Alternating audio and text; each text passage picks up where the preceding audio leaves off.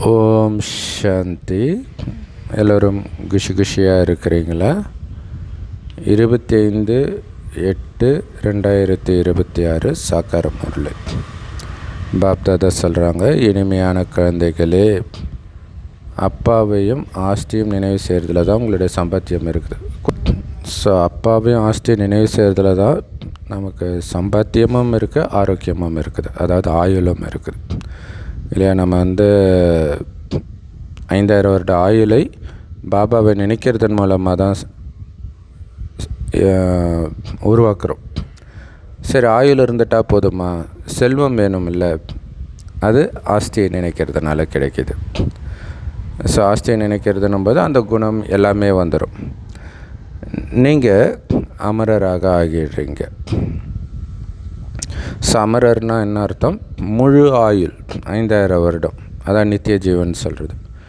அப்படி ஆகிடுறீங்க. கேள்வி, இதயத்தை தூய்மையாக்கிறதுக்கான சுலபமான யுக்தி என்ன தெரியுமா? ஏன்னா இங்கே தூய்மையாக்கிறது தான் லட்சியமே. அதுக்கான ஈஸியான யுக்தி என்ன? எங்கே இருந்தாலும் ட்ரஸ்டியாக இருங்க. என்னதுன்னு நினச்சாலே அழுக்காயிடுதுன்றார். என்னது இல்லைன்னு நினச்சாலே நீங்கள் தூய்மையாக இருக்கிறீங்க. சமசூப்பர் இல்லையா? ஏன்னா நம்மளை பொறுத்த வரைக்கும் கலியுகம் இறந்துடுச்சு, கலியுகம் அழிஞ்சிடுச்சு. அதனால் கலியுகத்தின் எந்த விஷயத்தையும் பார்த்தும் பார்க்காம இருக்கணுன்றார். பார்த்திங்கன்னா அழுக்கு ஒட்டிக்குது, அந்த அழுக்கு உங்களை பிடிச்சி இழுக்கும், மறுபடியும் இங்கே ஜென்மம் எடுத்து கஷ்டப்பட வேண்டியதாக இருக்கும். இப்போ இங்கேருந்து தப்பிக்கணுன்னா இதை பார்க்கக்கூடாது, போக வேண்டியது சொர்க்கத்துக்கு. அதனால் பரந்தாமத்தையும் சொர்க்கத்தையும் நினைவு பண்ணிக்கிட்டே இருக்கணும். மற்றபடி இங்கே சும்மா கொஞ்சம் நேரத்துக்கு இருக்கிறேன், அதான் ட்ரஸ்டியாக இருக்கிறது. நான் சிவபாபாவுடைய பண்டக சாலையிலேருந்து உணவு சாப்பிட்றேன்னு எப்பயும் நினைங்க. என்னதுன்ற அந்த உணர்வு இருந்துடக்கூடாது இல்லையா? என் காசில் சாப்பிட்றன்ற உணர்வு இருக்கக்கூடாது. பாபா எனக்கு போடுறார் பிரசாதம், கோயிலில் சாப்பிடுவாங்க இல்லையா? அந்த மாதிரி புரிஞ்சுக்கணும். நீங்கள் வீட்டில் சாப்பிட்டாலும் சிவபாபாவுடைய பண்டாராவிலிருந்து உணவு உட்கொள்பவர்களினுடைய இதயம் தூய்மையாகிட்டே இருக்கும் இல்லையா? அப்போ சிவபாபா பண்டாராலேருந்து நீங்கள் எப்போ திரும்ப சாப்பிட்றீங்க? அது என்னது இல்லை, சிவபாபா பண்டாராலேருந்து தான் சாப்பிட்றன்ற உணர்வில் சாப்பிட்டா தான் அது சிவபண்டாராலேருந்து சாப்பிட்றீங்கன்னு அர்த்தம். அதுதான் உங்கள் இதயத்தை சுத்தப்படுத்தும். என்னுடைய இதை நினச்சிங்கனாலே அழுக்கு சேர்ந்துடுது. ஸோ இல்லறத்தில் இருந்தாலும் பாபா கொடுக்குற ஸ்ரீமத் படி, டைரக்ஷன் படி ட்ரஸ்டியாகி வாழறீங்க அப்படின்னா அதுவுமே சிவபாபாவுடைய பண்டாரா தான் இல்லையா? சென்டரில் இருந்தால் மட்டும்தான் சிவபாபாவுடைய பண்டாரான்னு கிடையாது. குடும்பத்தில் இருந்துக்கிட்டே பாபாவுடைய வழிப்படி தான் ஒரு பைசாவையும் நீங்கள் செலவு பண்ணுறீங்க அப்படின்னா அதுவுமே சிவபாபாவுடைய பண்டாரா தான். ஸோ அவங்க தான் மனதினால் சமர்ப்பணம் ஆனவர்கள்.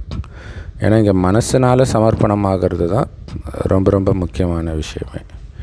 ஓம் சாந்தி. ஜென்ம ஜென்மாந்திரமாக அரைக்கல்பமாக குழந்தைங்க சத்சங்கத்துக்கு போயிருக்கிறீங்க, பல சத்சங்கங்களுக்கு பக்தி மார்க்கத்தில்.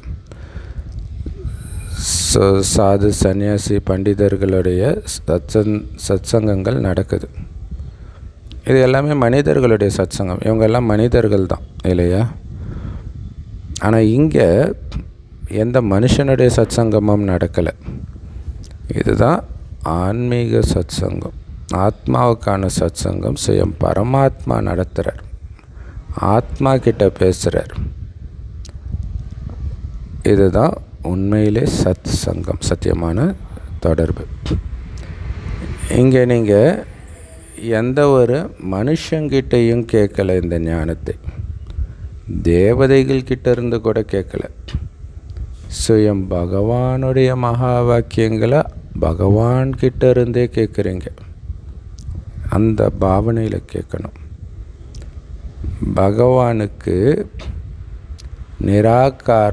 நிராகாரமானவர், எப்போவுமே நிராகாரமாக இருப்பவர்னு தான் சொல்லப்படுது இல்லை? அவர் குழந்தையாக ஒருபோதும் பிறப்பது கிடையாது. அதனால் அவருக்கு ஸ்தூல உடலோ சூக்ஷ்ம உடலோ கிடையாது. ஸோ பகவான் வருவதே குழந்தைகளை பகவான் பகவதியாக ஆக்கிறதுக்கான கல்வி கொடுக்கறதுக்கு தான். வேறு எந்த லட்சியமும் கிடையாது அவர் இந்த பூமிக்கு வருவதற்கு. வேறு எதையுமே அவர் அனுபவிக்கிறதுக்கு கிடையாது. இதில் நிறைய பேர் என்னுடைய what is the purpose of my life, என்னுடைய வாழ்வின் நோக்கம் என்னன்னுவாங்க.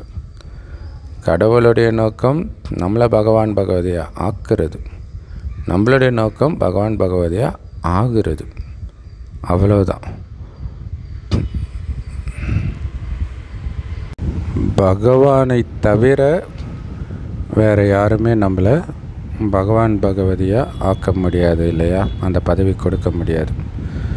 அதனால் ஒவ்வொரு கல்பத்திலையும் சங்கமயுகம் வரும் பொழுது நிராகார பகவானே நமக்கு இந்த ஞானத்தை கொடுக்கிறார். இது நீங்கள் மட்டும்தான் புரிஞ்சிருக்கிறீங்க. மற்றவங்க புரிஞ்சுக்கிறது ரொம்ப கஷ்டம். இல்லை நிறைய பேருக்கு டவுட் இருக்கும், அது ஏன் மற்றவங்களுக்கு புரியல? அது புரியாது, அதுதான் ஆச்சரியம்.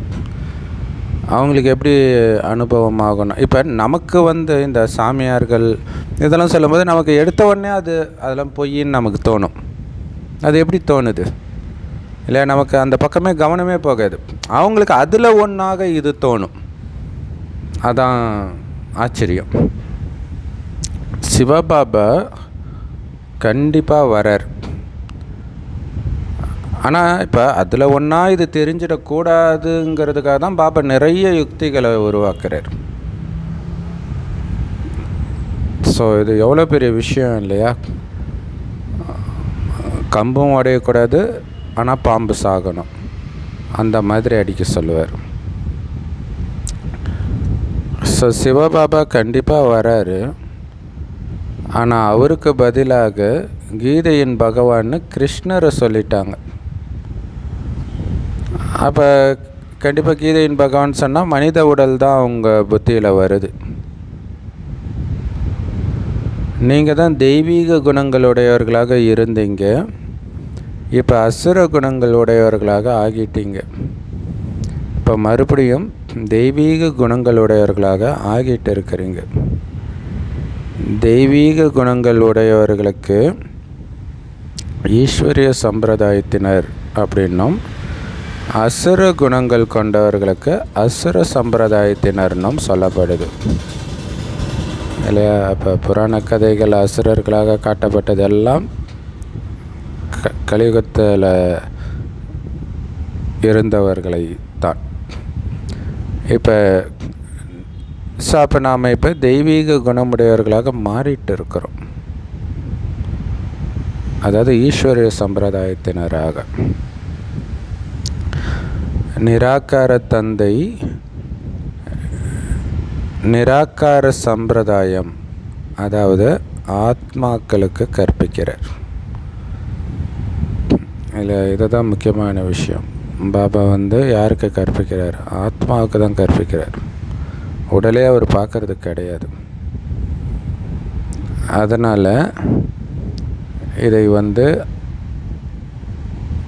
ஆன்மீக சம்பிரதாயம்னோ அல்லது ஈஸ்வரிய சம்பிரதாயம்னோ சொல்லப்படுது.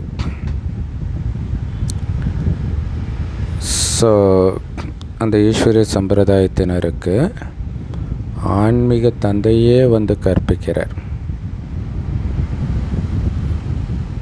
என்ன கற்பிக்கிறார்? ஆத்ம உணர்வுடையவராக ஆகிறதுக்கான ஞானத்தை கற்றுக் கொடுக்கிறார். அதனால் நீங்கள் இப்போ ஆத்ம உணர்வுடையவர்களாக ஆகிறீங்க. நாம் ஆத்மா, தந்தை நமக்கு கற்பிக்கிறார்.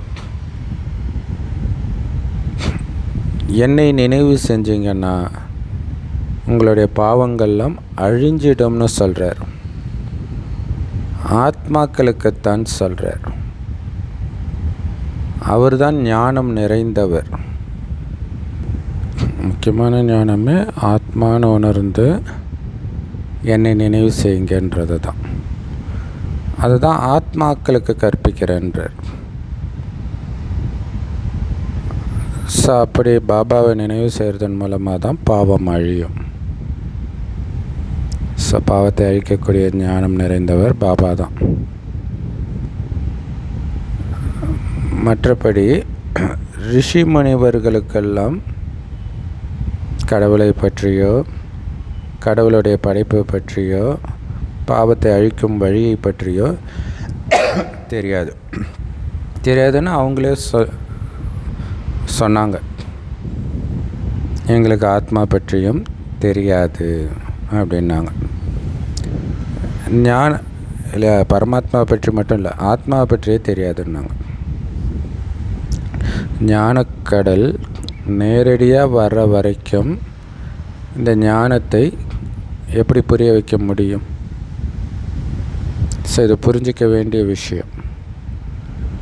அதனால் நமக்கு எந்த ஒரு மனுஷனும் கற்றுக் கொடுக்கலை. நமக்கு சுயம் தந்தையே வந்து கற்பிக்கிறார். அவர் எல்லையற்ற தந்தையாக இருக்கிறார். அதே நேரத்தில் நிராகாரமானவராக இருக்கிறார். எல்லையற்ற தந்தை, ஆனால் ஒரு சின்ன புள்ளி. ஸோ ஒவ்வொருத்தருக்கும் 2 தந்தை இருக்கிறாங்க. ஒவ்வொருத்தருக்கும் தனித்தனியாக சாக்கார தந்தையும் அனைவருக்கும் சேர்த்து ஒரே ஒரு நிராகார தந்தையும் இருக்கிறாங்க. ஸோ ஒருவர் ஆத்மாக்களின் தந்தை, இன்னொருத்தர் சரீரத்தின் தந்தை. இதை ஆன்மீக தந்தை வந்து புரிய வைக்கிறார். ஆத்மாக்களை ஆன்மீக தந்தை தான் தூய்மையாக்கிறார். நாம் தூய்மையாக தான் இருந்தோம், பிறகு அழுக்காகிட்டோம். மறுபடியும் அழுக்கான நிலையிலிருந்து எப்படி தூய்மை ஆகிறோம் அப்படின்னு நாம் தெரிஞ்சுக்கிட்டோம். ஸோ அதுதான் சிருஷ்டி சக்கர பாடம். அடிக்கடி அதுக்கு முன்னாடி போய் உட்காந்துக்கிட்டிங்கன்னா நாம் இப்போ சங்கமயுகத்தில் இருக்கிறோம், மற்றவங்க எல்லோரும் கலியுகத்தில் இருக்கிறதாக நினைக்கிறாங்க அப்படின்னு இந்த முழு ஞானமும் உங்கள் புத்தியில் வந்துடும் அப்படின்னு பாபா வந்து ஆலோசனை கொடுக்குறார். ஸோ அந்த படத்தை உயிரோட்டமாக பார்க்கணும். சும்மா அது ஒரு படம்னு கடந்துடக்கூடாது. ஸோ அந்த படத்தில் இருக்கிற ஞானத்தை எடுத்துகிட்டு வரணும், எமர்ஜ் பண்ணணும்.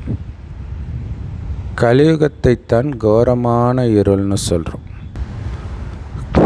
இப்போ நீங்கள் சங்கம யுகத்தில் இருக்கிறீங்க,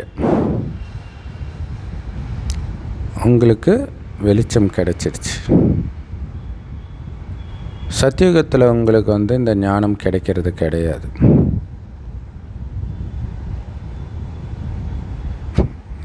இல்லையா? கலியுகத்தை வந்து கோர இருள்னு சொல்கிறோம். சங்கமயுகன்றது அமிர்த வேலை, விடிய போகுது. ஸோ சூரியன் கிடச்சிட்டார், ஞானச்சூரியன். அதான் வெளிச்சம் கிடச்சிடுச்சுன்றார்.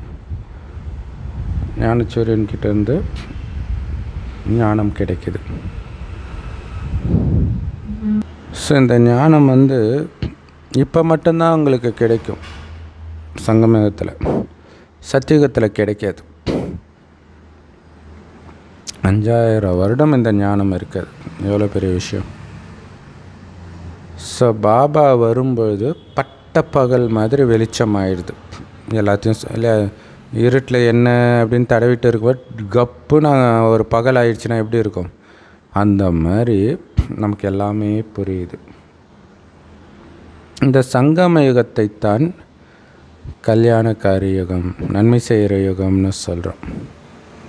இந்த மாதிரி வேறு எந்த யுகமும் கிடையாது. சத்தியுக திரேதாயுகம் கூட கிடையாது.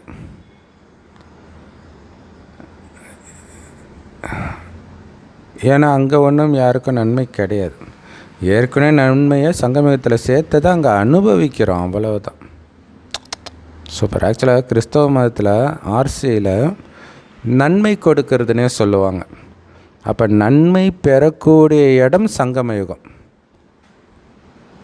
ஸோ நன்மை அடைவது இங்கே தான், மற்றபடி அங்கே நன்மையை வந்து அனுபவிச்சுட்டு இருப்பாங்க சத்தியுகத்தில். அப்போ நன்மை பெறுவது தான் அங்கே முக்கியமான விஷயம்.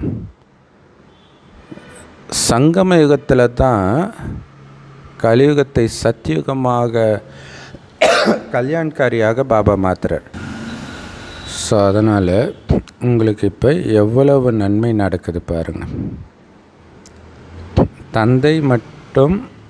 தந்தை மற்றும் ஆஸ்தியை நினைவு செய்கிறதுனால மட்டுமே உங்களுக்கு எவ்வளவு சம்பாத்தியமாகுது. வேறு ஒன்றும் நம்ம பண்ணலை, இல்லை கையை காலை அசைக்க கூட கிடையாது. ஜஸ்ட்டு அப்பாவையும் ஆஸ்தியையும் நினைக்கிறோம், அவ்வளோதான். அவ்வளோ சம்பாத்தியம். அப்போ அந்த நினைவு இருந்துக்கிட்டே இருக்கணும். அந்த நினைவை தான் மகாவிஷ்ணு படுத்துக்கிட்டே இருக்கிறாருன்னு காட்டுறதுடைய அர்த்தம் அதுதான். அவர் கையை காலெல்லாம் அசைக்கலை, ஜஸ்ட்டு நினைவு பண்ணிக்கிட்டே இருக்கிறாரு, அடையிறார். அப்படின்னா வேலையே செய்யலைன்னு அர்த்தம் கிடையாது. இதுக்காக வேலை செய்யலை, இதுக்கு நினைவு மட்டும்தான் சொர்க்கத்தை அடையிறதுக்கு. ஸோ அப்போ இதன் மூலமாக உங்களுக்கு சம்பாத்தியத்துக்கு சம்பாத்தியமும் ஆகுது, ஆரோக்கியத்துக்கு ஆரோக்கியமும் ஆகுது.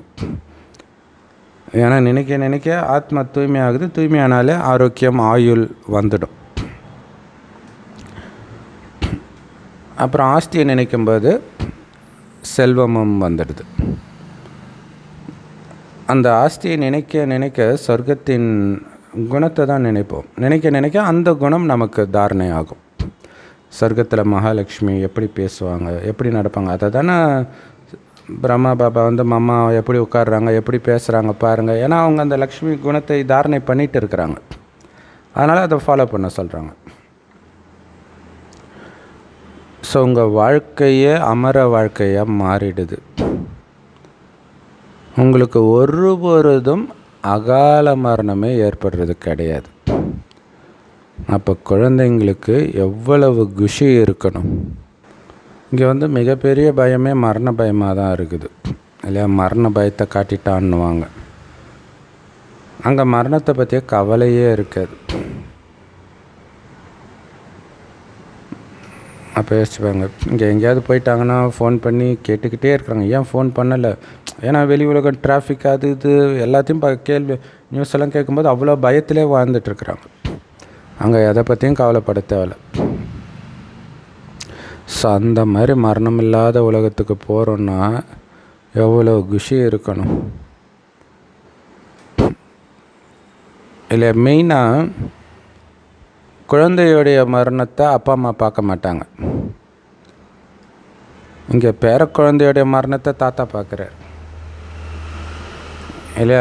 அது எவ்வளோ கொடுமையானது. நிறைய அது மாதிரி நியூஸில் நம்ம பார்த்துட்டு இருக்கிறோம். அது பைபிளில் வரும். வரமாக சொல்லும்போது இந்த மாதிரி உன் மகனின் மரணத்தை நீ பார்க்க மாட்டாய். சாபம்னு சொல்லும்போது உனக்கு முன்னாடி உன் மகன் இறப்பான் அப்படிலாம் இருக்கும். அதாவது அதை பார்க்குறது ஒரு வழி, அதுக்கப்புறம் அவங்கள கவனிச்சிக்க யாரும் கிடையாதுல்ல, அது இன்னொரு வழி. ஸோ இந்த மாதிரி எந்த வழியும் அங்கே இருக்காதுன்னா எவ்வளோ குஷியாக இருக்கணும். உங்கள் புத்தியில் முழு ஞானம் இருக்குது இல்லையா, அதனால தான் குஷியாக இருக்கணுன்றார். அப்போ அந்த ஞானத்தை சுற்றணும். குஷிக்கான விஷயத்த கொடுத்துட்டாரு, அதை சிந்தனையே பண்ணலன்னா கலியுகத்தின் எந்த விஷயத்தையும் நினைக்காதீங்க. கலியுகத்தின் விஷயத்தை நினைக்கிறதுனால வர குஷி உங்களுக்கு ஆப்பு வைக்கும். ஆனால் இந்த ஞானத்தினால் வர குஷி தான் உங்களுக்கு செல்வத்தை சேர்க்கும், அதீந்திரிய சுகத்தை கொடுக்கும், சோம்பல் இல்லாமல் பார்த்துக்கும். நேற்று சொன்னார் இல்லையா. ஸோ இங்கே குழந்தைங்க வர்றது முயற்சி செய்து நாராயணன் ஆகிறதுக்கு.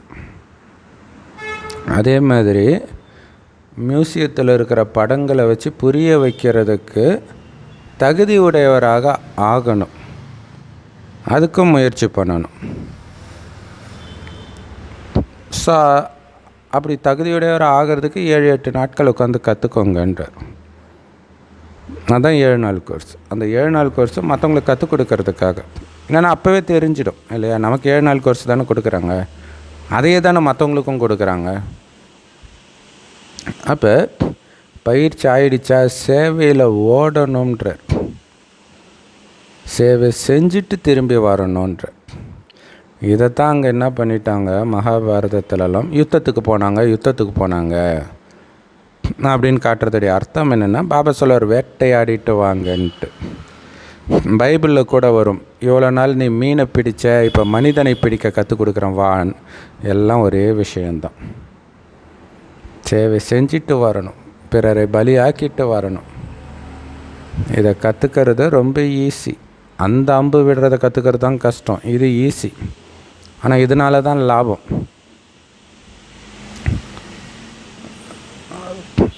ஸோ இந்த படங்களை முன்னாடி வச்சு அது முன்னாடி உட்காந்து நீங்கள் பார்த்தீங்கன்னாலே நாம் சங்கம யுகத்தில் இருக்கிறோன்னு புரிஞ்சுக்கிறீங்க. இன்றைக்கி நிறைய மனிதர்கள் இருக்கிறாங்க, ஆனால் நாளைக்கு ரொம்ப கம்மியானவர்கள் தான் இருப்பாங்க. ஏன்னா எல்லோரும் திரும்பி போக வேண்டி இருக்குது. அழைச்சிட்டு போகிறதுக்கு தான் பாபாவே வந்திருக்கிறார். குழந்தைங்க மேலே எவ்வளோ அன்பும் மதிப்பும் வைக்கிறார் இல்லை, அதுக்காக மதிப்பு கொடுத்து வரார் அவ்வளோ தூரத்தில் இருந்து. எவ்வளோ பெரிய விஷயம். தூர தேசத்தில் இருக்கிறவர் அந்நிய தேசத்தில் வரார். வந்தால் அவருக்கு அவமானம்தான் வரும்னு அவருக்கும் தெரியும், தெரிஞ்சு தான் வரார். குழந்தை மேலே உள்ள அன்புனால. ராவணனுடைய தேசம் அந்நிய தேசம் இல்லையா? அந்நிய தேசத்தில் குழந்தைங்க மாட்டிக்கிச்சு, குழந்தைங்களை மீட்க வரார் இல்லையா? இப்போ அந்த நாட்டு ஆக்கிரமிப்பில் குழந்தை ஒரு இடத்துல மாட்டிக்கிச்சு, தாய் தந்தை வேறு இடத்துல மாட்டிக்கிறாங்கன்னா அந்த குழந்தை மீட்கிறதுக்காக உயிரையும் கொடுக்க தயாராவாங்களா? அந்த மாதிரி பாபா வரார், உயிரை கொடுத்து சேவை செய்கிறார். அந்நிய தேசத்தில் வந்து சீதைகளாகிய நம்மை மீட்கிறார். மற்றபடி ராமருடைய தேசத்தில் ஒருபோதும் ராவணன் வர முடியாது. வந்தால் அதை எப்படி ராமராஜன் சொல்ல முடியும்? ஸோ இதை பற்றி ஒரு கதை அல்லது கட்டுக்கதை கூட சொல்கிறாங்களாம். ஸோ அவங்க சொல்கிற எல்லா கதையுமே கட்டுக்கதை தான்ற இல்லை, எதுவுமே நிஜத்தில் நடந்தது கிடையாது. ராமாயணம் ஆகட்டும், மகாபாரதம் ஆகட்டும், பைபிள் குரான் ஆகட்டும். ஸோ அதனால் கதையில் எந்த ஒரு சாரமும் கிடையாது. கட்டுக்கதைகளிலும், அதாவது இந்த நாவல் இதெல்லாம் இருக்கு இல்லையா, அதுலேயும் எந்த ஒரு சாரமும் கிடையாது. ஸோ எதுக்கு வந்து அதை படிக்கிறாங்கன்னு தெரியல. இப்போ ஒரு இங்கிலீஷ் நாவல் படித்தா சரி ஓகே, இங்கிலீஷ் கற்றுக்கிறதுக்காக படிக்கிறாங்கன்னு சொல்லலாம். தமிழ் நாவலை எப்படி படிக்கிறாங்க, எதுக்கு படிக்கிறாங்க தெரியல. ஸோ எவ்வளோ நாவல் விற்கிறாங்க. ஆக்சுவலாக நாவலை மட்டும் விற்கிறவங்களே லட்சாதிபதி ஆகிடுறாங்கன்றார். அவ்வளோ நாவல் விற்கிது. இப்போ குழந்தைகளாகிய உங்களுடைய பரிபாலனை பாபா கையில் இருக்குது, நம்மளுடைய பாலனை. ஸோ அதனால் பாபா, நான் உங்கள் கிட்டே இருந்து தான் சாப்பிடுவேன், உங்கள் பண்டாராவில் இருந்து தான் சாப்பிடுவேன், அப்படி இருக்கணும். இல்லை, என்னை வளர்க்குறதே பாபா, பாபாவுடைய வளர்ப்பு நான், அப்படி இருக்கணும். சில பாபா குழந்தைங்க சொல்லுவாங்க, ஒரு சில சீனியர் சிஸ்டருங்க பேர் சொல்லி நான் அவங்க பாலனையில் வளர்ந்தேன், இவங்க பாலனை வளர்ந்தேன்ட்டு பெருமையாக சொல்லிக்குவாங்க. அப்போ பாபா பாலனையில் வளரலையா? இல்லை, மனிதர்கள் பக்கம் அவங்க புத்தி போகுது. உங்களுடைய முழு பாலனையும் இங்கேருந்து தான் ஆகுது. யார் சமர்ப்பணம் ஆகிடுறாங்களோ அவங்களுடைய பரிபாலனையும் ஆகுது இல்லையா? சரண்டரான பிரதர் சிஸ்டர்ஸ்க்கு பண்டாராலேருந்து தான் சாப்பிட்றாங்க, அது அவங்களுக்கும் தெரியும். ஆனால் நீங்கள் குடும்பத்திலேயே இருந்தாலும் கூட மனதால் இது எல்லாமே இறைவனுடையது, அதாவது பாபாவுடையது, நான் வெறும் ட்ரஸ்டி தான், பாபாவுடைய ஸ்ரீமத்து கேட்காம இதில் எதையும் என் இஷ்டத்துக்கு பயன்படுத்த மாட்டேன். காசாக இருக்கட்டும், பொருளாக இருக்கட்டும், உடலாக இருக்கட்டும், மனமாக இருக்கட்டும், அப்படி இருக்கணும். அதான் ட்ரஸ்டின்றது. நாங்கள் ஸ்ரீமத் படி தான் எல்லா செலவும் செய்கிறோம் அப்படின்னு யார் நினைக்கிறாங்களோ அவங்க கூட சிவபாபாவோடைய பண்டாராவிலிருந்து தான் சாப்பிட்றாங்க. சிவபாபாவுடைய பண்டாராவிலிருந்து சாப்பிட்றதுனால இதயம் தூய்மை ஆகிடுது. இது ஒரு நல்ல விஷயம். ஒரு விஷயமுமே பாபா கிட்ட கேட்டு கேட்டு பண்ணணும். ஆக்சுவலாக எங்கள் அம்மா பக்தி மார்க்கம் தான் சின்ன வயசில். அப்போவே எனக்கு ஞாபகம் இருக்குது. ஒரு வாடகை வேறு வீட்டுக்கு போனால் கூட சாமி ஃபோட்டோலாம் இருக்கும். அங்கே எழுதி போடுவாங்க, போகலாமா வேண்டாமா, 2 சீட்டு எழுதி போட்டுட்டு வேறு யாரையாவது வந்து எடுக்க சொல்லுவாங்க. இப்போ அங்கே பக்தியில் கூட எவ்வளோ பாவனையாக இருந்திருக்கிறாங்க பாருங்க. ஸோ சிவபாபாவுடைய பண்டாரிலிருந்து சாப்பிட்றதுனால தான் உங்கள் இதயம் தூய்மை ஆகும். என்னுடைய சாப்பாடு சாப்பிட்றேன்னு நீங்கள் நினச்சாலே அந்த அகங்காரம் வந்துடும். அதான் பெரிய விஷயம் இல்லையா? மம்மாவுக்கு வந்து இது கேள்விப்பட்டது தான், உண்மையானு தெரியாது.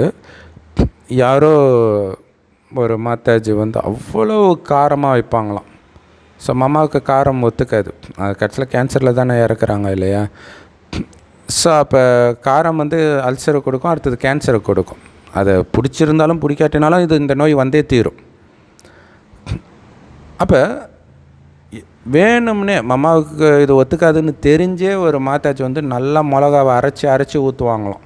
ஆக்சுவலாக வடநாட்டிலலாம் காரம் சாப்பிட மாட்டாங்க இல்லை, இந்த சவுத்தில் தான், தமிழ்நாடு, அது அடுத்தது ஆந்திராவில் தான் ரொம்ப அதிகம் இல்லையா? ஸோ அந்த மாதிரி அரைச்சி ஊற்றினா கூட மம்மா எதுவுமே சொன்னது கிடையாதான். சொல்கிறாங்கன்னு வச்சுக்கோங்களேன், என்னதுன்ற உணர்வு வந்துடுச்சின்னு அர்த்தம். இப்போ சிவபாபா எதை போடுறாரோ அதை சாப்பிட்றேன் அப்படி இருக்கிறாங்க. ஸோ அப்போ எவ்வளோ கவனம் கொடுக்க வேண்டியதாக இருக்குது பாருங்க. சிவபாபாவுடைய பண்டாராலேருந்து சாப்பிடும்போது தான் அந்த இதயம் தூய்மையாகுது. அப்போ அந்த அகங்காரம் இருக்காது.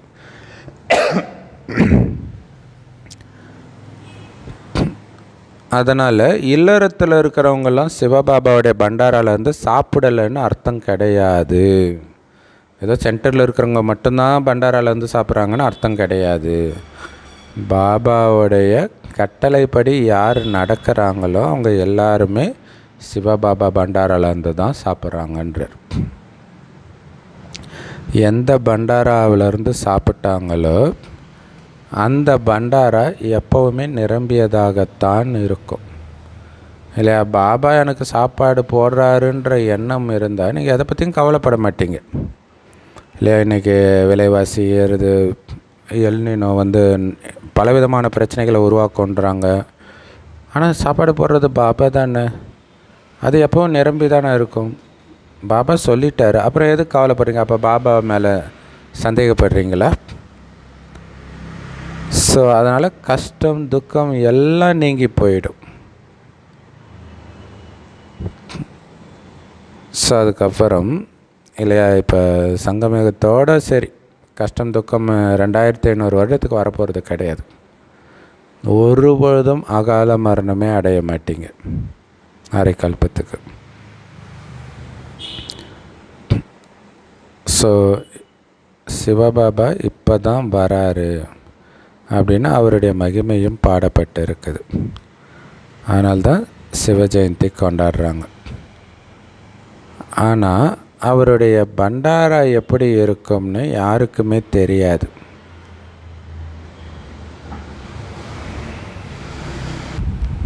சிவபாபா கூட உண்மையிலே வராரு இல்லையா? ஸோ குழந்தைங்க யார் வந்தாலும் அவங்களுக்கு சிவபாபாவுடைய பண்டாராலேருந்து உணவு கிடைக்கிது. நல்லது. ஆண்கள் சமர்ப்பணம் ஆகிறாங்க அப்படின்னா சரிதான். ஒருவேளை அவங்க சமர்ப்பணம் ஆகலை அப்படின்னா தாய்மார்கள் என்ன பண்ணுவாங்க? ஏன்னா சம்பாத்தியமோ கணவனுடையது இல்லையா? அவரும் சமர்ப்பணம் ஆகலை. ஸோ அவர் சம்பாதிச்சா தானே மனைவியும் சாப்பிட முடியும்.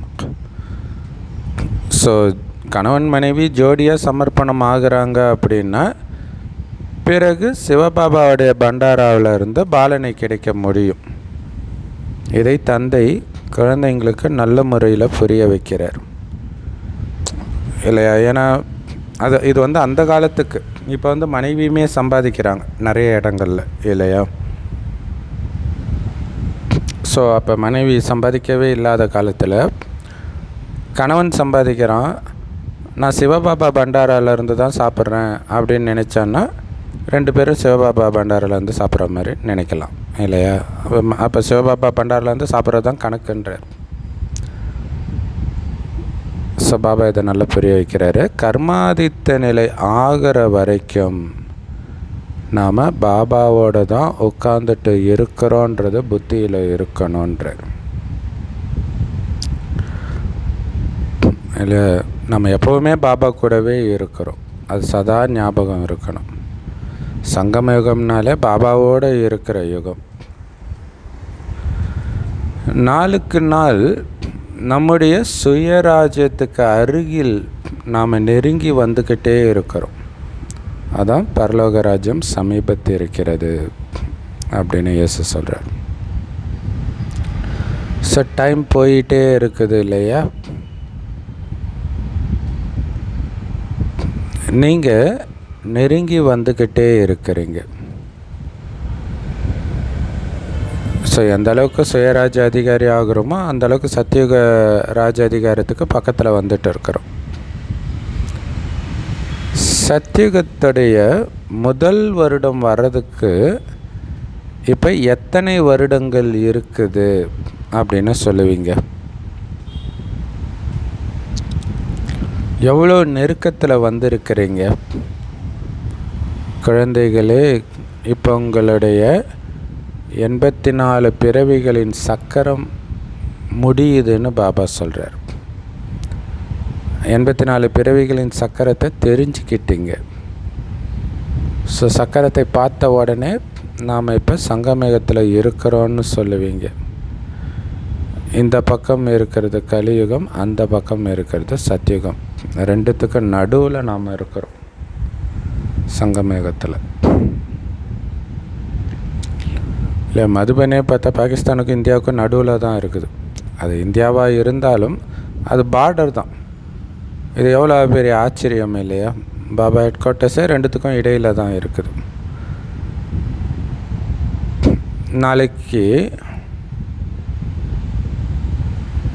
நாம் நம்முடைய சுகதாமத்தில் சத்தியுகத்தில் இருப்போம். ஸோ இந்த விஷயங்கள்லாம் உலகத்துக்கே தெரியாது. பாவம், முற்றிலும் காரிருளில் இருக்கிறாங்க. ஸோ இந்த விஷயம் தெரிஞ்சதுனால உங்களுக்கு மிகுந்த குஷி இருக்கணும். அவங்களுக்கு இந்த விஷயம் தெரியல, அதனால் துக்கத்தில் இருக்கிறாங்க. உங்களுக்கு தெரிஞ்சிடுச்சு இல்லை, சத்தியுகத்தை நோக்கி போயிட்டு இருக்கிறோன்னு, அப்போ குஷி தானே இருக்கணும். ஸோ போகிற வழியில் டெஸ்ட் பேப்பர், ஒவ்வொரு டெஸ்ட் பேப்பரும் கரெக்டாக பாஸ் ஆகணும், அவ்வளோதான். எந்த விகாரத்திலும் சிக்காமல், வீண் விஷயத்தில் சிக்காமல் சிரித்த முகத்தோடு கிராஸ் பண்ணணும். எல்லையற்ற தந்தைக்கிட்ட இருந்து நாம் 21 ஜென்மத்திற்கான ஆஸ்தியை, சம்பாத்தியத்தை அடையிறோம். ஸோ சதா காலத்துக்கான சுகத்தின் ஆஸ்தியை அடையிறோம் அப்படிங்கிற இந்த குஷி உங்களுக்கு இருக்கணும். இல்லை, நிரந்தர சுகத்தின் ஆஸ்தியை அடையிறோம். சொர்க்கவாசி ஆகிறது உங்களுடைய அதிர்ஷ்டத்தில் தான் இருக்குது, மற்றவர்களுடைய அதிர்ஷ்டத்தில் கிடையாது. ஆனால் அந்த சொர்க்கத்தில் உயர்ந்த பதவி அடையிறது உங்களுடைய முயற்சியில் இருக்குது. சொர்க்கம் ஒரு அதிசயமான பொருள். எப்படி உலகத்தில் 7 அதிசயங்களை காமிக்கிறாங்க, இதுவோ எல்லாத்தையும் விட பெரிய அதிசயம்னு பாபா சொல்கிறார். அதிசயமான சொர்க்கத்தின் படங்கள் கூட இருக்குது. இந்த லக்ஷ்மி நாராயணன் சொர்க்கத்தின் அதிபதியாக இருந்தாங்க. ஸோ அதனால தான் மேலே சூரிய வம்சத்தினர், கீழே சந்திர வம்சத்தினர் அப்படின்னு எழுதுங்கன்றார். இல்லை, மேலே சத்தியுகம், அடுத்தது கீழே திரேதாயுகம், அந்த காலச்சக்கரத்தில்.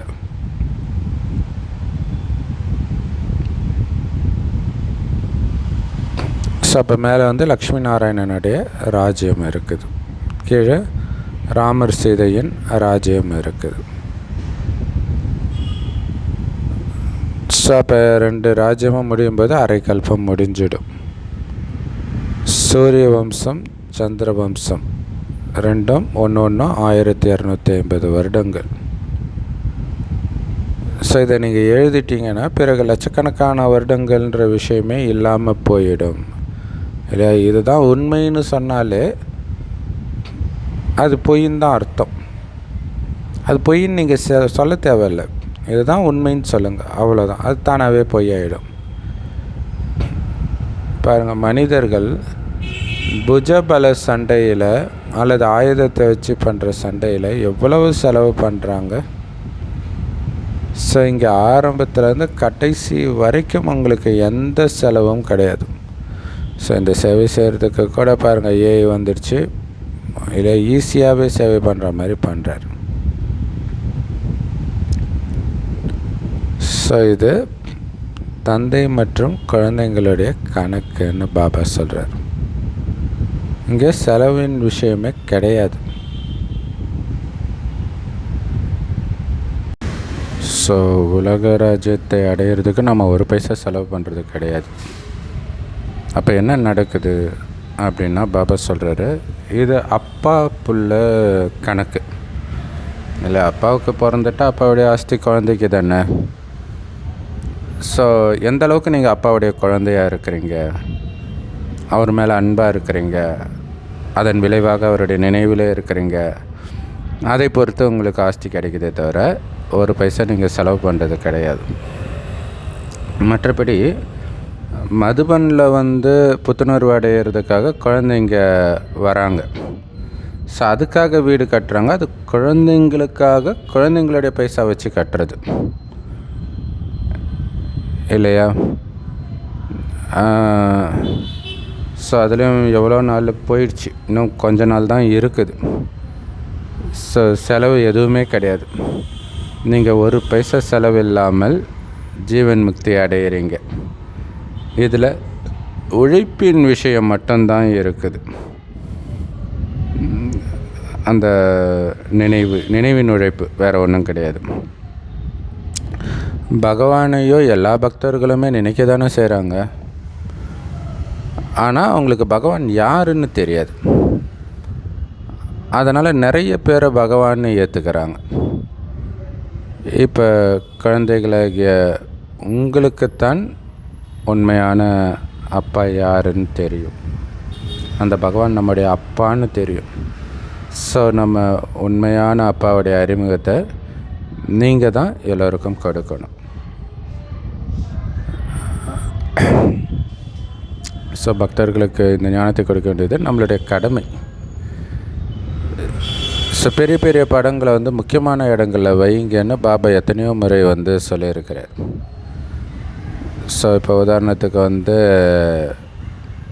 ஏரோப்ளேன், ஏர்போர்ட் அங்கே வைக்கலாம். அது மக்கள் கூடுற இடம், பஸ் ஸ்டாண்ட், அந்த மாதிரி இடம், ரயில்வே ஸ்டேஷன். ஸோ அவங்க நம்மக்கிட்ட என்ன வாங்க போகிறாங்க? இது எல்லாமே மனிதர்களின் நன்மைக்காக தான் இருக்குது அப்படிங்கிறத அவங்களுக்கு புரிய வைங்க. ஸோ இதை புரிஞ்சிக்கிறதுனால தான் மனிதர்கள் வந்து தந்தைக்கிட்டேருந்து ஆஸ்தி அடைஞ்சு உலகத்தின் அதிபதி ஆக முடியும். ஸோ அப்பாவுடைய ஆஸ்தி அடைகிற உரிமை எல்லோருக்கும் இருக்குது இல்லையா? அப்போ நம்ம எல்லோருக்கும் எப்படி புரிய வைக்கிறது இல்லையா? இப்போ எந்த மெசேஜும் இல்லாமல் நிறைய மதத்துக்காரங்க பேனர் வைக்கிறத பார்க்குறோம். ஈஷா யோகாக்காரங்க சிவராத்திரி அப்போ பேனர் வைக்கிறத பார்க்குறோம். நம்மக்கிட்ட அற்புதமான மெசேஜ் இருக்குதுல்ல, அதை பேனராக வைக்கலாம்ல. டெல்லி வந்து ரொம்ப முக்கியமானதுன்றார். டெல்லி தலைநகரம். சந்தோஷமான விஷயம் என்னென்னா, பிகே தான் அங்கே ஆட்சியே செய்கிறாங்க இல்லை. டெல்லி சிஎம் அந்த ஒரு சிஸ்டர் தான் சிஎம்மாக இருக்கிறாங்க. ஸோ காரணத்தோடு தான் பாபா வச்சுருக்கிறார். ஸோ அங்கே எப்படி சேவை நடக்குதுன்னு தெரியல. ஸோ அங்கே இருக்கிறவங்க யாராவது வீடியோ பார்த்தா அவசியம் தெரியப்படுத்துங்க. ஏன்னா டெல்லியில் வந்து எல்லோரும் இல்லையா, இந்தியானா டெல்லிக்கு தான் வந்து இறங்குவாங்க வெளிநாட்டினர். அவங்கள பொறுத்த வரைக்கும் இந்தியானாலே டெல்லி தான் இல்லையா மெயினாக. ஸோ அதனால் ஏன்னா இந்தியாவுடைய தலைநகரம், அப்போ வந்து அங்கே பெரிய பெரிய படங்கள் இருக்கணுன்றார் முக்கியமான இடங்களில். ஸோ அதில் முக்கியமான படம்னா திருமூர்த்தி, காலச்சக்கரம், கல்பவிருட்சம் இல்லையா. ஸோ திருமூர்த்தி வச்சாலே பிரம்மாண்டமாக இருக்கும், நடுவில் மகாவிஷ்ணு, அதுதான் ரொம்ப அட்ராக்ஷனாக இருக்கும் எல்லோருக்கும் இல்லையா. ஸோ என்னன்னு ஒரு வித்தியாசமாக இருக்குது இந்த படம்னு பார்ப்பாங்க. லக்ஷ்மி நாராயணன் படமும் வைக்கலாம், அது இன்னும் வசீகரமாக இருக்கும். விரைவில் இவர்களுடைய ஆட்சி அப்படின்னு போட்டால் கூட போதும்.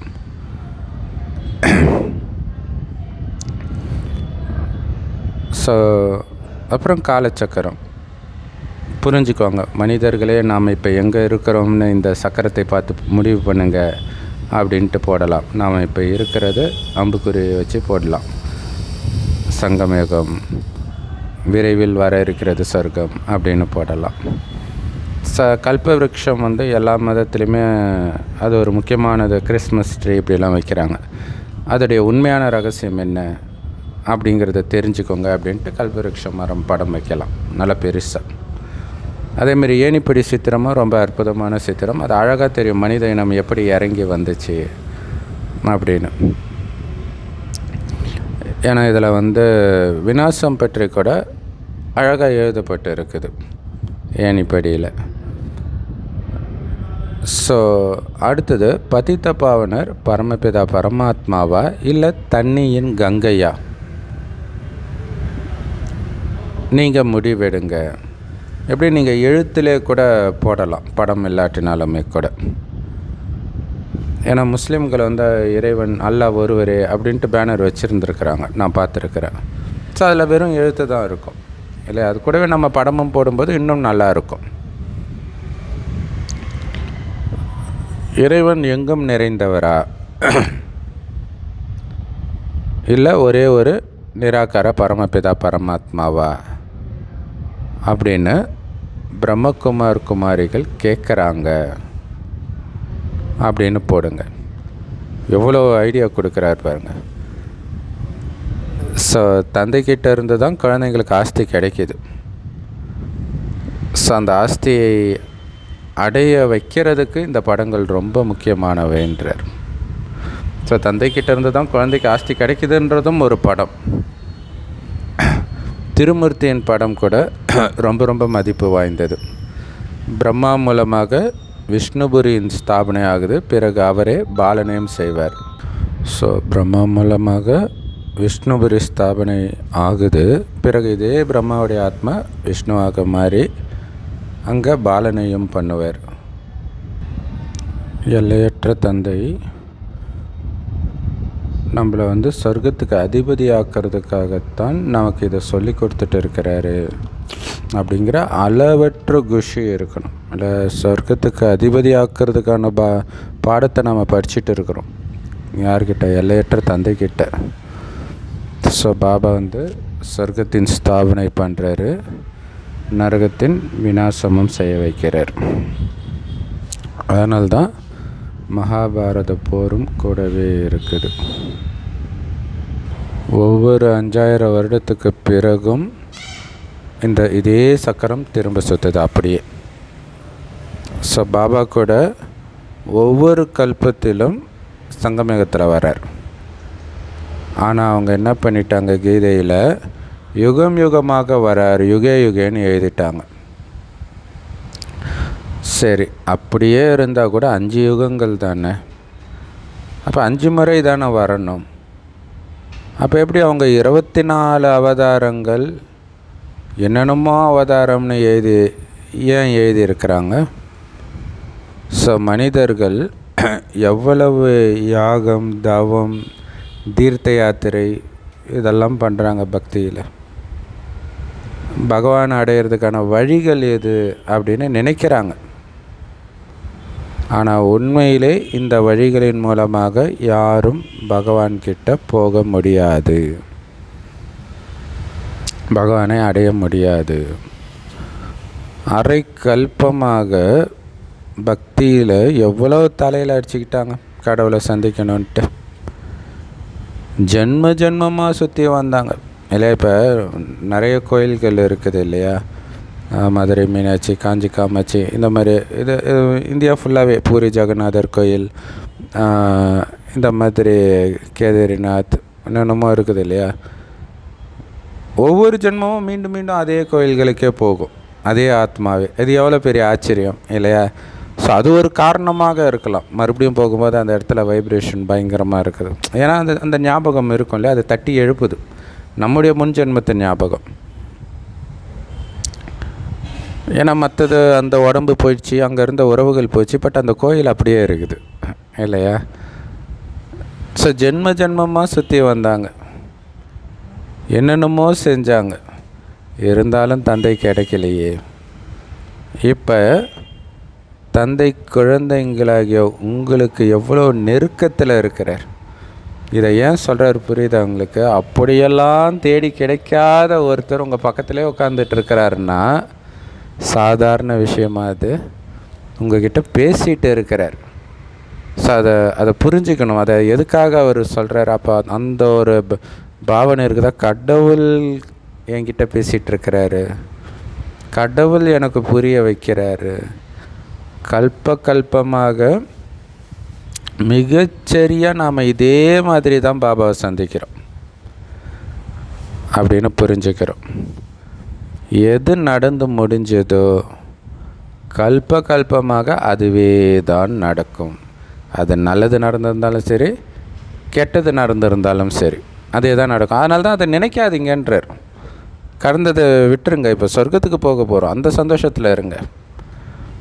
ஸோ அதே தாதா அதே வைர வியாபாரியாக தான் இருப்பார் அடுத்த கல்பத்திலையும். பிறகு அவருக்குள்ளத்தான் சிவபாபா மறுபடியும் பிரவேசம் செய்வார். பிறகு அதே குழந்தைங்க தான் வந்து தந்தையுடையவராக ஆவாங்க. ஸோ அப்போ ஒவ்வொரு பாபா குழந்தைங்களுக்குள்ளேயும் ஒரு கதை இருக்கும், பாபா குழந்தையான கதை. அது மீண்டும் அதே மாதிரியே நடக்கும். எப்படி பிரமிப்பாக இருக்குது இல்லையா. மீண்டும் சொர்க்கத்தின் ஆஸ்தியையும் அடைவாங்க. அதனால தான் நம்ம வந்து இந்த தடவை நல்லா முயற்சி பண்ணி சூப்பராக உயர்ந்த பதவி அடையிறோன்னு வச்சுக்கலாம். அது பயங்கர சந்தோஷத்தை கொடுக்கும். ஆஹா, ஒவ்வொரு கல்பத்திலையும் நான் இதே மாதிரி அடைவேன்ட்டு. அது கடைசின்னு இல்லை, இப்போவே நீங்கள் ஒரு டெஸ்ட் பேப்பரையும் பாஸ் ஆக ஆஹா, ஒவ்வொரு கல்பத்திலையும் நான் இந்த டெஸ்ட் பேப்பரை பாஸ் பண்ணேன், அசால்ட்டாக பாஸ் பண்ணேன் அப்படின்ற அந்த போதை இருக்கும். ஸோ இது குழந்தைகளாகிய உங்கள் கூடவே பாபாவுடைய அனாதியான பாகம், அழிவற்ற பாகம், கல்பமாக இதே மாதிரி தான் திரும்ப திரும்ப நடந்துகிட்டு இருக்குது. நல்லது. அற்புதமான முரளி கொடுத்த அன்பான தாய் தந்தை பாப்தாதாவுக்கு அன்பு நினைவுகள் மற்றும் காலை வணக்கம். பாபா சொல்கிறாங்க, இது கல்யாணக்காரி சங்கம யுகம். ஸோ இதில் ஒவ்வொரு விஷயத்துலேயும் நன்மை தான் இருக்குது, வருமானம் தான் இருக்குது. நீங்கள் பண்ண வேண்டியதெல்லாம் அப்பாவையும் ஆஸ்தியும் நினைவு செய்யணும். நினைவு செய்கிறதன் மூலமாக 21 பிறவிக்கான வாழ்க்கையை அமர வாழ்க்கையாக ஆக்கிக்கிறீங்க. ஜஸ்ட் அப்பாவையும் ஆஸ்தியும் நினச்சிக்கிட்டே இருக்கணும். இதே சிந்தனையிலே இருக்க அந்த வீண் எண்ணங்கள் எல்லாம் கட் ஆகும். இந்த வீண் எண்ணங்கள் தான் நமக்கு எதிரி இல்லையா. அதை டக்குன்னு முற்றுப்புள்ளி வச்சுட்டு மீண்டும் அப்பா ஆஸ்தி, பாபா கொடுத்த ஞானம், இதே சிந்தனையிலே இருக்கணும். அப்படி உங்களால் சிந்திக்க முடியலையா, முரளி போட்டு விட்டுருங்க இல்லையா. டைம் கிடைக்கும் போதெல்லாம் போட்டு விட்டுருங்க. கொஞ்சம் கேளுங்க, கேட்டதை அதே ஞாபகம் வச்சுக்கோங்க. டெக்னாலஜி இருக்கும்போதே பயன்படுத்திக்கோங்க, அதுக்கப்புறம் இருக்காது. இல்லறத்தில் இருந்தபடியே மனம் புத்தியினால் பாபாவுக்கு அப்படியே சமர்ப்பணம் ஆகணும். ஸ்ரீமத் படி தான் செலவு செய்யணும், உங்கள் இஷ்டத்துக்கு செலவு பண்ணக்கூடாது. முழுமையாக ட்ரஸ்டியாகி இருக்கணும். சிவபாபாவுடைய பண்டாரா நிரம்பி இருக்குது. கஷ்டம் துக்கம் எல்லாம் தூர போயிடும் இல்லையா? ஏன்னா பாபா பண்டாரா எப்போவுமே நிரம்பி இருக்கும். அப்போ நீங்கள் ட்ரஸ்டியாக இருந்தால் அதை பற்றி கவலைப்பட தேவையில்லை. பாபாவுடைய ஸ்ரீமத் படி தான் செலவு பண்ணுறேன்னா நாளைக்கு கிடைக்காம போயிடுமோ, வறட்சி வந்துடுமோ, பஞ்சம் வந்துடுமோ, வரும். சாப்பாட்டு வழி இல்லாமல் எல்லோரும் போவாங்க. ஆனாலும் பாபாவுடைய பண்டாரா எப்பொழுதும் நிரம்பி இருக்கும். அதனால் அதை பற்றிய கவலை கூட உங்களுக்கு தேவையில்லைன்றார். சூப்பரான பாயிண்ட் இல்லையா? வரதானம் ஒத்துழைப்பின் சக்தியினால் ஒத்துழைக்காதவர்களையும் ஒத்துழைப்பாளர்களாக மாற்றக்கூடிய பாபாவுக்கு சமமான பரோபகாரி ஆகுங்கள். அதுக்கு விளக்கம், ஒத்துழைக்கிறவங்க கூட ஒத்துழைக்கிறது ஒரு பெரிய அதிசயம் கிடையாது, மகாவீரன் கிடையாது, மகாவீரத்தனம் கிடையாது. ஆனால் பாபா எப்படி அபகாரிகளுக்கும் உபகாரம் செய்கிறாரோ, அதாவது நிந்தனை செய்கிறவங்களுக்கும் நன்மை செய்கிறாரோ, அந்த மாதிரி நீங்களும் பாபாவுக்கு சமமாகுங்க இல்லையா? உங்களுக்கு ஒத்துழைக்காமல் உங்களுக்கு தொல்லை கொடுக்குறவங்களுக்கு உதவி செய்யுங்க, ஒத்துழைப்பு கொடுங்க. ஒத்துழைப்பு கொடுக்க மறுக்கிறவங்களுக்கும் ஒத்துழைப்பு கொடுங்க. அதுதான் மகாவீரன்றது. யாராவது எவ்வளவு தான் ஒத்துழைக்காதவராக இருந்தாலும் நீங்கள் உங்களுடைய ஒத்துழைப்பின் சக்தியினால் அந்த ஒத்துழைக்காதவரையும் ஒத்துழைப்பாளராக மாற்றிடுங்க.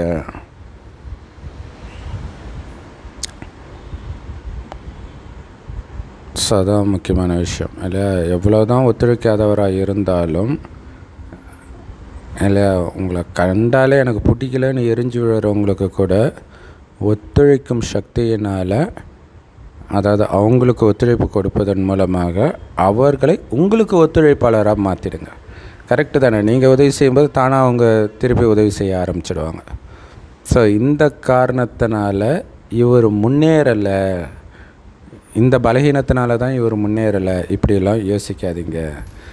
பலவீனமானவரை பலவீனமானவர்னு நினச்சி விட்டுடாதீங்க, கை விட்டுடாதீங்க இல்லையா? பிதாவே என்னை ஏன் கைவிட்டீர்? ஸோ அது மாதிரி யாருமே கை விட்டுடாதீங்கன்றார். மாறாக அவங்களுக்கு பலம் கொடுத்து பலவானாக ஆக்குங்க. இந்த விஷயத்தில் கவனம் செலுத்தினீங்கன்னா சேவையின் திட்டங்கள்ன்ற நகைகளில் வைரங்கள் ஜொலிக்குன்றார். அதாவது எளிதாக பிரத்யக்ஷம் ஏற்படும் இல்லையா? வைரம் பதித்த நகை தானே பார்த்த உடனே எல்லாருடைய பார்வையும் ஈர்க்கும். ஸோ அந்த மாதிரி இந்த விஷயத்தில் கவனம் கொடுத்தீங்கன்னா, அதாவது பலவீனமானவர்களுக்குள்ளும் பலத்தை நிரப்பி பலவானாக்கிற சேவையில் கவனம் கொடுத்தீங்கன்னா அந்த சேவைன்ற நகையில் வைரம் பதிக்கப்பட்ட மாதிரி ஜொலிக்கும். பாபா ஈஸியாக வெளிப்படுவார். இல்லை நீங்கள் பாபாவை வெளிப்படுத்துகிறீங்க, அஞ்ஞானிகளுக்கு மட்டும் இல்லை, பாபா குழந்தைங்களுக்கே இல்லை, பாபா எப்படி இருப்பாருன்னு நீங்கள் உங்களுடைய நடத்தையின் மூலமாக வெளிப்படுத்துகிறீங்க. ஸோ அதை புரிஞ்சுக்கணும். ஸ்லோகன் அதனால தான் பாபாவுக்கு சமமாக பரோபகாரி ஆகுங்க, அபகாரம் செய்பவர்களுக்கும் உபகாரம் செய்யுங்கன்னு பாபா சொல்கிறார். ஸ்லோகன், கோபத்துக்கு காரணம் சுயநலமாக இருக்கும், இல்லை பொறாமையாக இருக்கும். ஸோ எரிச்சல் அடைகிறதுக்கான ஆணி வேறே இது தான். அதனால் இதை அழிச்சிடுங்க. இல்லை சுயநலம் இல்லைன்னா எப்படி கோபம் வரும்? பொறாமை இல்லைன்னா எப்படி கோபம் இல்லை ஒருத்தர் மேலே பொறாமை இருக்கும்போது அவரை புகழ்ந்தாலே செம கோபம் வரும், எரிச்சல் வரும். ஸோ அதான் சொல்கிறார், எரிச்சல் அடைகிறதுக்கான வேறு சுயநலமும் பொறாமையும் தான். இதை முதல்ல அழிச்சிடுங்க அப்படின்னு ஸ்லோகன். Super slogan. வர்தனமும் சூப்பர். அவ்யக்தேஷரா, அப்பவித்திரத்தாவின் விதையையும் அழித்து முழுமையான தூய்மையானவர் ஆகுங்கள். அதுக்கு விளக்கம்,